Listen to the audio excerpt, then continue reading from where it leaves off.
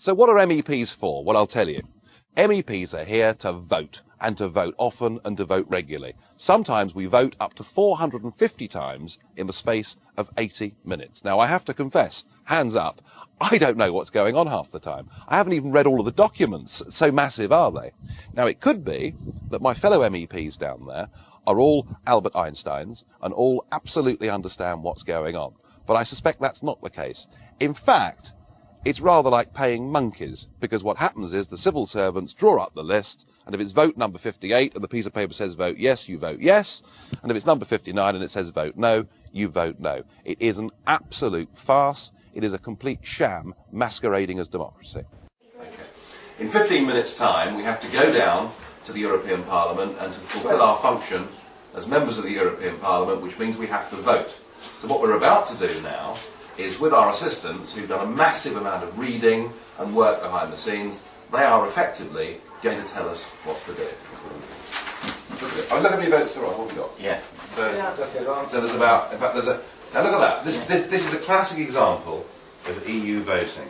There we have 40 individual different amendments that we're expected to vote for en bloc. Now, I defy any man or woman down in that chamber to understand all those 40 amendments and make a balanced decision. It's just impossible. And the other point, of course, is the sheer financial point, that this place is thick with institutional corruption.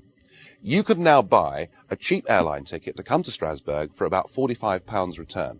When you get here, you're reimbursed nearly £800 for the cost of that flight. Now, this has been going on for the last 20 years, and of course what's happened is that our members of the European Parliament simply haven't been talking about it. The system is fraudulent, it's rotten to the core. In 1998, a man called Paul van Buitenen, who worked in the European Commission, decided that fraud, waste, mismanagement, corruption and nepotism had become so bad that no longer could he hold his peace, and he went public and became the first whistleblower.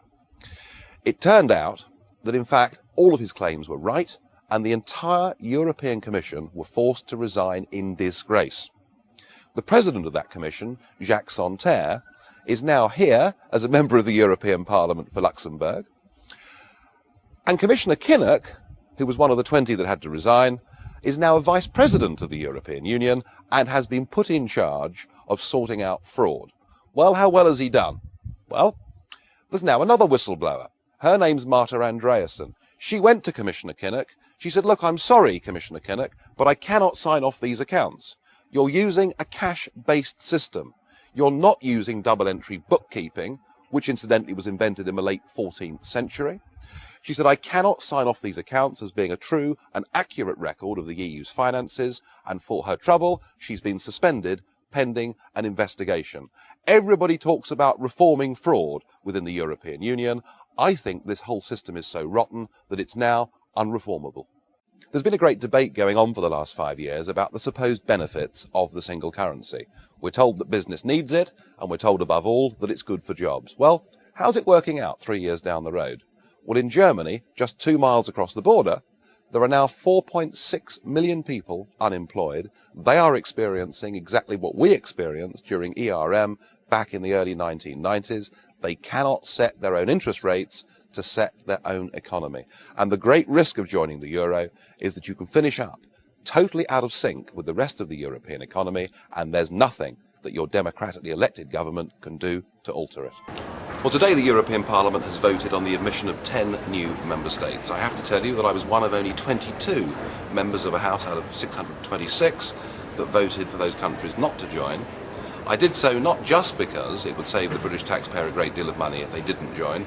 I did it for their sakes because most of these countries have just left a system of centralised, undemocratic communist government based in Soviet Russia, and I fear they're about to re-enter a very similar system. But I must say this to you, that not everything about this European project is bad news, because the really good news is there's something we can do about it.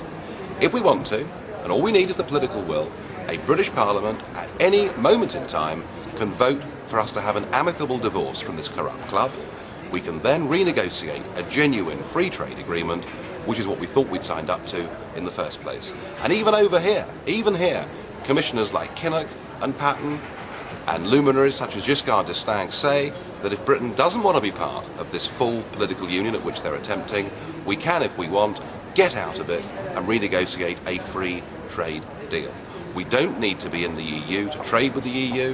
That idea is anachronistic and dates back to the 1950s and 60s. So it really is up to us. But we have to do something about it. We have to vote for people who will not allow this continual surrender of our sovereignty to continue.